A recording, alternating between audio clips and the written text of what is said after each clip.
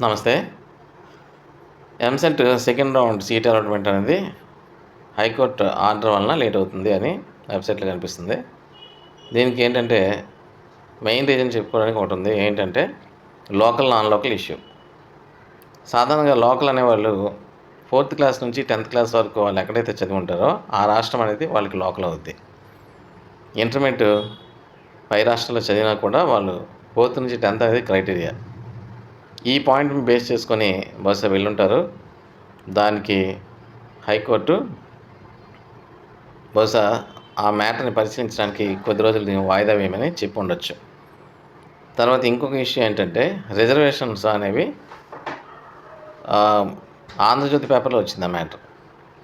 ఏంటంటే ఎంసెట్‌లో open category rank, reserved category rank same అయినప్పటికి కూడా ఓపెన్ కేటగిరీలో వాళ్ళకి చోటు కల్పించకపోవడం. ఎగ్జాంపుల్ తీసుకోండి. ఒక బీసీ డి క్యాండిడేట్ అనుకోండి 10,000 ర్యాంకు. అదే ఓపెన్ కేటగిరీలో ఒక ఎక్స్ అనే కుర్రవాడికి 10,000 ర్యాంక్ వచ్చింది. వీళ్ళిద్దరు కూడా ఇంచుమించుగా వాళ్ళకొచ్చిన వెయిటేజ్ బట్టి ఒక సీట్ ముందు, ఒక సీట్ వెనక అలాగా అలాట్‌మెంట్ అవ్వాలి. కానీ అలా జరగలేదు అని ఆ పేపర్ రాసుకొచ్చింది. ఈ మ్యాటర్ మీద కూడా వెళ్ళుంటే ఇది కూడా కన్సిడరేషన్‌లోకి తీసుకొని స్టే అనేది లేదా డిలే చేయమని హైకోర్టు ఆర్డర్ ఇచ్చుండొచ్చు.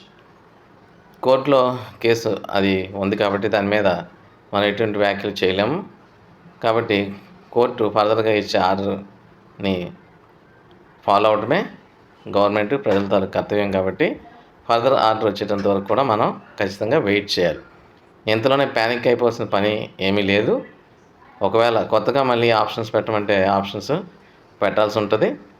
దానికి అనుగుణంగా సీట్ అలాట్‌మెంట్ అనేది జరుగుతుంది. ఓకే. So don't worry. పీస్‌ఫుల్‌గా ఉండండి. హ్యాపీగా ఉండండి. జరగాల్సింది జరుగుతూ ఉంటుంది. Thank you.